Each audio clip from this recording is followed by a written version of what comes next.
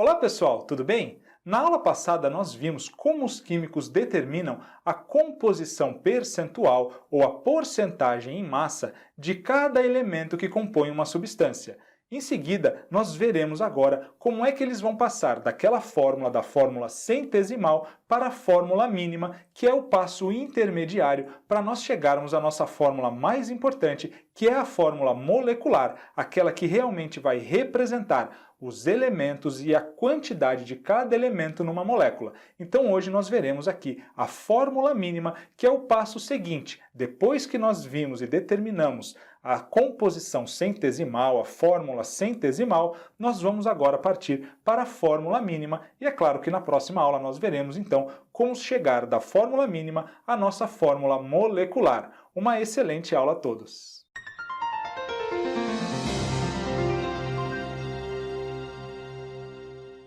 E o que é a fórmula mínima, então? A fórmula mínima, ou também chamada de empírica ou estequiométrica, indica os elementos formadores da substância, bem como a proporção em número de átomos desses elementos, mas agora essa proporção vai ser expressa em números inteiros e os menores possíveis.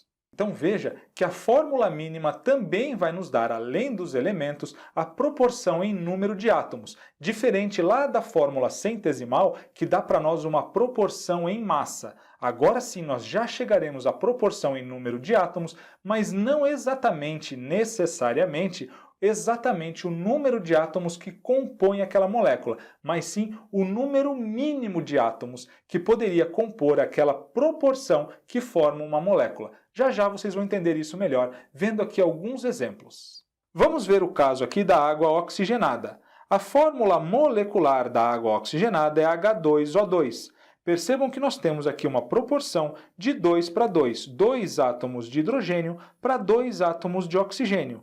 Mas uma proporção de 2 para 2 equivale a uma proporção de 1 para 1. Por isso, a fórmula mínima aqui será HO, já que eu posso dividir aqui os índices de atomicidade de cada um dos elementos por 2 e ainda mantenho a mesma proporção. Veja que a molécula ela é, na realidade, composta por 2 átomos de hidrogênio para cada 2 átomos de oxigênio. Mas a nossa fórmula mínima indica apenas a proporção, que é de 1 para 1. Vamos estudar aqui agora o exemplo da glicose. No caso da glicose, a fórmula molecular é C6H12O6. Concordam que nós podemos dividir todo mundo aqui por 6? E aí nós chegaríamos à fórmula mínima CH2O, porque 6 dividido por 6 é igual a 1, por isso nós não vamos representar aqui. 12 dividido por 6 é igual a 2, está aqui o H2, e de novo 6 dividido por 6 é igual a 1, o O1 então nós não precisamos representar. Então vejam, de novo, nós temos aqui a mesma proporção que nós encontramos na molécula na nossa fórmula mínima, mas nós ainda não temos exatamente a quantidade de cada elemento que compõe aquela molécula, apenas a proporção em número de átomos. Vamos ver agora um terceiro exemplo, que é o caso aqui da sacarose, que tem fórmula C12H22O11. Perceberam que eu não consigo encontrar aqui um denominador comum capaz de dividir aqui esses três números 12, 22 e 11 e dar sempre resultados inteiros. Por isso, a fórmula mínima da sacarose vai ser igual à sua fórmula molecular, já que nós não podemos aqui dividir essas proporções em números menores. Isso nos leva a uma conclusão que a fórmula molecular vai ser sempre igual à fórmula mínima que multiplica um certo n, sendo que esse n necessariamente será um número inteiro, podendo ser 1, 2, 3, etc. No caso da sacarose, o n é igual a 1. Quando eu multiplicar aqui a minha fórmula mínima por 1, eu terei os mesmos coeficientes e por isso a fórmula molecular se manterá igual. Mas quando nós falamos, no caso aqui da glicose, por exemplo, o nosso N aqui será igual a 6. Quando eu multiplico a fórmula mínima por 6, eu volto a ter o C6H12O6. E para a água oxigenada, claro que vocês sabem que o nosso N aqui será igual a 2, e aí nós voltamos a ter o H2O2. Vamos ver agora então um exemplo de cálculo da fórmula mínima. O nosso exemplo aqui nos pede para calcular a fórmula mínima de um composto que apresenta 43,4% de sódio, 11,3% de carbono e 45,3% de oxigênio. Na verdade, o que a questão está nos dando aqui é a fórmula ou composição centesimal. Nós temos então 43,4% de sódio, 11,3% de carbono e 45,3% de oxigênio. Para nós passarmos, então, da nossa fórmula centesimal para a fórmula mínima, nós vamos seguir 3 passos bastante simples. Na verdade, na maioria dos casos, nós vamos chegar à fórmula mínima com apenas 2 passos. E em alguns casos específicos, nós necessitaremos ainda de um terceiro passo. Vamos ver na prática que vai ficar bem mais claro. Então, o primeiro passo que nós temos que fazer para passar da fórmula centesimal para a fórmula mínima é descobrir o número de mols. Ou seja, nós vamos dividir pela massa atômica. E por que dividir pela massa atômica vai nos dar o número de mols? Lembram-se da nossa formulazinha que nos diz que o número de mols é igual à massa que nos é fornecida dividido pela massa molecular ou pela massa molar. Se nós estivermos falando, claro, dessa massa em gramas. Mas, professor, aqui nós só tivemos porcentagem, nós não temos a massa dessas substâncias. Quando nós dizemos que a porcentagem em massa de um certo elemento numa substância é 50% ou 60%, nós estamos querendo dizer que se nós tivéssemos 100 gramas daquela substância, aquele elemento corresponderia a 50 gramas ou a 60 gramas, ou seja, exatamente igual à sua porcentagem. A porcentagem vai mostrar para nós qual é a massa em gramas de um total de 100 gramas. Então, a porcentagem em massa de cada elemento vai nos dar a sua massa se nós tivéssemos 100 gramas daquela substância. Vamos ver isso aqui no nosso exemplo, para ficar bem mais simples. O nosso exemplo nos diz que nós temos 43,4% de sódio. Isso quer dizer que se esse nosso composto tivesse 100 gramas, nós teríamos exatamente 43,4 gramas do sódio. E aqui, 11,3% de carbono também, em 100 gramas desse composto, nós teríamos exatamente a massa de 11,3 gramas de carbono. E a mesma coisa para o oxigênio, se nós tivéssemos 100 gramas da substância, 45,3 gramas corresponderia à massa do oxigênio. Então, nós podemos utilizar a nossa fórmula aqui, massa sobre a massa molar, para nós chegarmos ao número de mols de cada um desses elementos. Para o sódio primeiro, então nós sabemos aqui que o número de mols do sódio vai ser a sua massa, a massa fornecida, então, de 43,4 gramas, dividido agora pela sua massa molar. Olha só, a questão nos trouxe a massa atômica do sódio, que é 23 unidades. A sua massa molar, então, será 23 gramas. Fazendo essa conta, nós chegaríamos a um valor aproximado de 1,88 mols. Então, nós já conseguimos ver aqui que, para o caso do sódio, nós teríamos 1,88 mols em 43,4 gramas. Vamos fazer a mesma coisa aqui para o carbono. Então, o número de mols agora do carbono vai ser a massa fornecida do carbono de 11,3 gramas, dividido pela sua massa molar, que vai ser igual a 12 gramas. Fazendo essa conta, nós chegaremos aqui a um valor aproximado de 0,94 mols. Então, em 11,3 gramas, nós temos 0,94 mols de carbono. E agora, o número de mols do oxigênio vai ser igual também à sua massa, 45,3, dividido pela sua massa molar, que é 16. Isso vai nos dar um valor aproximado de 2,82 mol. E agora, pessoal, como é que nós faremos agora para prosseguir no nosso cálculo da fórmula mínima? Nós vamos para o segundo passo, que é dividir todos os números de mols que nós encontramos pelo menor valor encontrado. Vejam aqui que 0,94 foi o menor valor que nós encontramos. Então, vamos dividir 1,88 por 0,94, vamos dividir o 0,94 por 0,94 e vamos dividir 2,82 também por 0,94. Fazendo essa conta, 1,88 dividido por 0,94 é igual a 2. 0,94 por 0,94, é igual a 1, e 2,82 dividido por 0,94 é igual a 3.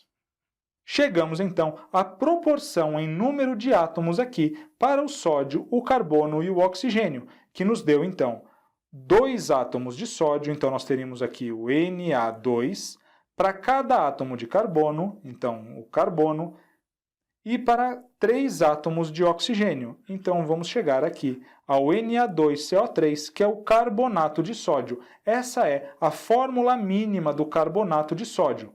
Percebam que quando nós fizemos essa divisão pelo menor valor, nós já chegamos a números inteiros. Por isso, nós nem precisamos chegar ao nosso terceiro passo, que nos diz que, se o resultado não for inteiro, nós teremos aí que multiplicar esse valor por 1, por 2 ou por 3, até que nós tenhamos os 3 valores aqui inteiros. Então, como eu disse para vocês, o terceiro passo só vai ser utilizado se depois que nós dividirmos todos os valores encontrados para o número de mols de cada elemento, quando nós dividimos cada um desses valores pelo menor deles, se nós chegarmos a pelo menos um valor que não seja inteiro, nós vamos então para um método da tentativa de multiplicar esses valores por 1, por 2, por 3, sempre um número inteiro e pequeno, até que nós tenhamos agora todos esses valores inteiros, claro, porque nós não temos meio átomo, por isso nós temos então sempre que ter uma proporção de números inteiros e pequenos. Mas nós vamos ver isso na prática e aí vai ficar bem mais claro. Vamos começar resolvendo uma questão então. Ferritas são compostos com propriedades magnéticas e utilizados em componentes eletrônicos. A análise química de uma ferrita forneceu os resultados de 12% em massa do magnésio, 56% do ferro e 32% de oxigênio. Ele nos dá, claro, as massas atômicas do magnésio, do ferro e do oxigênio e pede para nós determinarmos a fórmula mínima da ferrita, partindo aqui da composição centesimal dos elementos que formam essa substância. Então, pessoal, vamos começar pelo nosso primeiro passo, que é dividir a massa que nos foi fornecida pela massa molar. Mas, professor, não forneceram a massa. Forneceram sim, pessoal. 12% em massa de magnésio significa que se nós tivéssemos 100 gramas de ferrita, nós teríamos 12 gramas de magnésio. Então, vamos considerar aqui 12 gramas de magnésio. O número de mols aqui do magnésio vai ser igual à massa que eles nos forneceu, que é igual a 12 dividido pela massa molar do magnésio, que é 24. Isso vai nos dar, é claro, um total de 0,5 mol de magnésio, do Mg. Vamos calcular agora o número de mols do ferro ainda no nosso primeiro passo. Ele nos forneceu aqui um total de 56 gramas de ferro para cada 100 gramas de ferrita. Então, nós teremos aqui 56 gramas de ferro dividido pela massa molar do ferro, que a questão nos diz que é 56. Isso vai nos dar um total, então, de 1 mol do ferro. Fazendo a mesma coisa para o oxigênio, o número de mols do oxigênio é a massa fornecida, que foi de 32 gramas. Vamos dividir agora pela massa molar do oxigênio, que é 16 gramas. Isso vai nos dar um total aqui de 2 mol do elemento oxigênio. O que nós faremos agora será dividir todos eles pelo menor. O menor aqui é 0,5, então vamos dividir 0,5 por 0,5, vamos dividir 1 por 0,5 e também vamos dividir 2 por 0,5. Pessoal, 0,5 dividido por 0,5 é igual a 1. 1 dividido por 0,5 é igual a 2 e 2 dividido por 0,5 é igual a 4. E assim, nós chegamos à fórmula mínima da ferrita, que nos dá aqui o Mg1 Fe2O4. Essa aqui, então, é a fórmula mínima da ferrita que nós calculamos a partir da fórmula centesimal que nos foi fornecida. Vamos resolver mais uma questão? Sabe-se que quando uma pessoa fuma um cigarro, pode inalar de 0,1 até 0,2 mg de nicotina. Descobriu-se em laboratório que cada miligrama de nicotina contém 74% de carbono, 8,65% de hidrogênio e 17,30% de nitrogênio. E ele nos pede a fórmula mínima da nicotina. Bom, então vamos para o nosso primeiro passo, que é calcular o número de mols de cada elemento. Então a nicotina contém 74% de carbono, quer dizer então que o número de mols do carbono aqui, se nós tivéssemos 100 gramas de nicotina, nós teríamos 74 gramas de carbono. Vamos dividir pela massa molar do carbono, que é 12. Isso aqui vai nos dar um resultado de aproximadamente 6,16 mol. Então, aqui para o carbono, nós chegamos a 6,16 mol. A questão nos diz também que nós temos 8,65% de hidrogênio. Então, aqui, o número de mols do hidrogênio vai ser essa massa fornecida de 8,65 gramas em cada 100 gramas de nicotina, isso tudo dividido pela massa molar do hidrogênio, que é igual a 1. Isso vai nos dar, é claro, 8,65 mols também do hidrogênio. E além disso, a questão nos diz que nós teremos aqui para o nitrogênio uma massa de 17,30 gramas a cada 100 gramas de nicotina. Vamos dividir pela massa molar do nitrogênio, que é igual a 14, e nós chegaremos também a um valor aproximado de 1,24. O nosso segundo passo nos diz que nós temos que dividir todos os números encontrados pelo menor, e o menor é 1,24. Então vamos dividir aqui por 1,24, aqui também dividido por 1,24, e também 1,24 dividido por 1,24. Com isso, nós chegaremos aos seguintes resultados. 6,16 dividido por 1,24 vai ser aproximadamente igual a 5. 8,65 dividido por 1,24 vai dar um valor aproximadamente igual a 7. E 1,24 por 1,24 vai nos dar um valor igual a 1. Com isso, agora, nós já temos a proporção em átomos da nicotina, dos elementos que formam a nicotina. Então, aqui nós teremos o carbono com 5 átomos, para cada 7 átomos de hidrogênio e 1 átomo de nitrogênio. E aqui nós temos, então, a fórmula mínima da nicotina, C5H7N.